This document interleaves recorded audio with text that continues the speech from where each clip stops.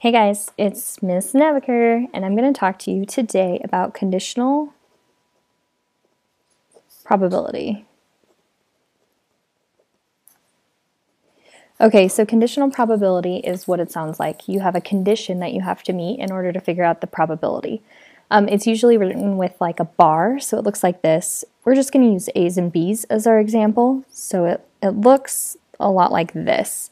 And then again, with all of our probabilities, we have fractions. So we're going to end up writing a fraction to figure out the probability. So this is the probability of event A given, so this cute little line means given that B happened. So you're trying to really focus on A, but you have to have B, that's your condition, in order to figure out where the A's are. And we'll go over it a little bit more. There's a formula to write it, and I'm going to talk more about the formula, but the formula looks like this. It's the probability of A, and this is intersection B, over the probability of B, which doesn't sound like it makes a lot of sense, but it's fine. So basically what's going to happen is the second event is going to be your denominator, and then the top part, your numerator, is going to be A, but only when it works with B. And again, we'll go over it.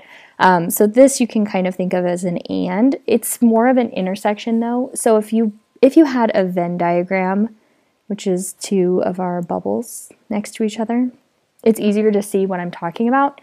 So let's say that this is set A and this is set B. The intersection right here is A and B, okay? So I'm talking about the information that crosses over into both sets. So it's a very specific piece of information that we're talking about. So this is an intersection. And this is just an explanation of like the math language. So let's do an example so that you can see it's really not that crazy. But you need to have known this part first. Okay, so here's my example.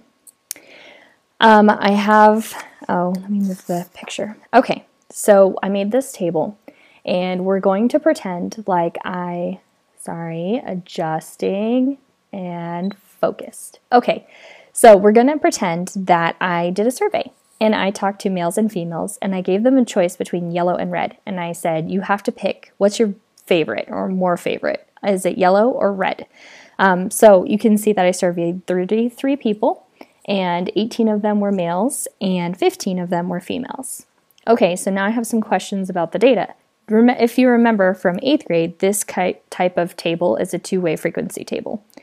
So I want to know the probability of reds, which is similar to what you did yesterday. So just reds.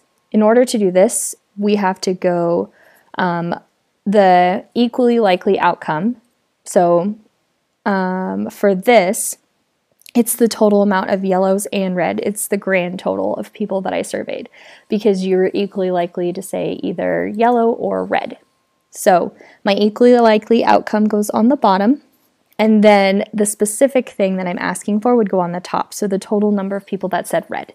So my fraction for this guy would be 16 over 33. If you wanted to, you could change that into a percentage, which would be 48%. So basically 48% of the people that I surveyed preferred red. Or if I picked one person out of my total number of surveyed, which one of them would like red? Well, I would have a 48% chance of getting a person that liked red. Okay, so now we are going to talk about a person. And remember, this cute little line means given. So that's our math language. So this is that a person liked yellow given that they were female. So Y for yellow, F for female. All right, so on this, you're going to use the female part as your denominator. So the total number of females is 15.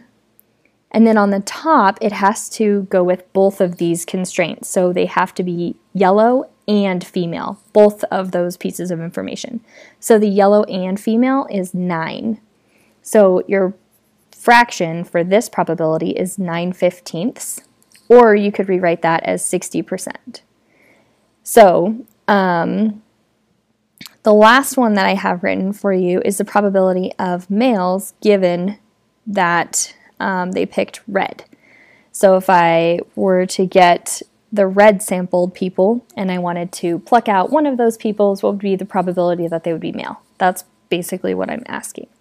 Okay, so again, you just need to know the pattern. Math's all about patterns. So the second letter, the second piece of information goes on the bottom, the denominator.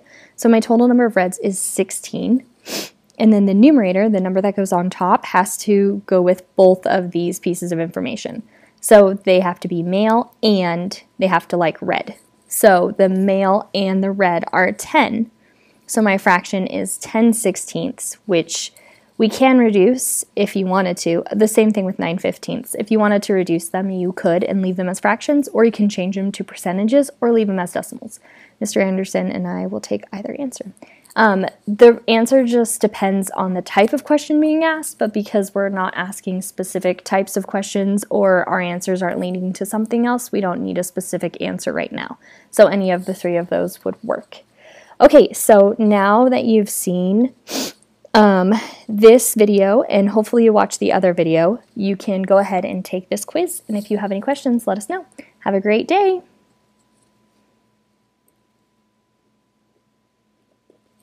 Bye!